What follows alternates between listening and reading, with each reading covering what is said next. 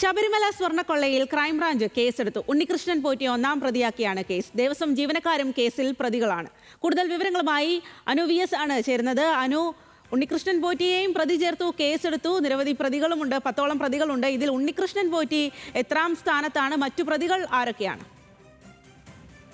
Sabarimala സ്വർണ്ണക്കൊള്ളയിൽ crime branch ആസ്ഥാനത്താണ് ഇപ്പോൾ case എടുത്തിരിക്കുന്നത്. പ്രത്യേക അന്വേഷണ സംഘ തലവൻ ക്രൈംബ്രാഞ്ച് മേധാവി എച്ച് വെങ്കടേഷ് ക്രൈംബ്രാഞ്ച് മേധാവി ആയതിനാലാണ് ക്രൈംബ്രാഞ്ച് സെൻട്രൽ യൂണിറ്റിൽ ഇപ്പോൾ കേസ് എടുത്തിരിക്കുന്നത്.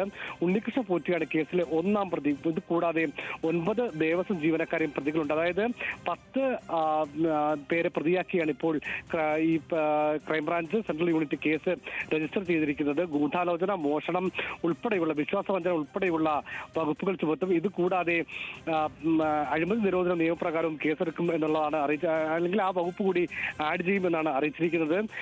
ഇന്ന് രാവിലെ അല്ലെങ്കിൽ ഇന്ന് വൈകിട്ട് ഈ കേസ് രജിസ്റ്റർ ചെയ്യുമെന്ന് നേരത്തെ തന്നെ അറിയിച്ചിരുന്നു.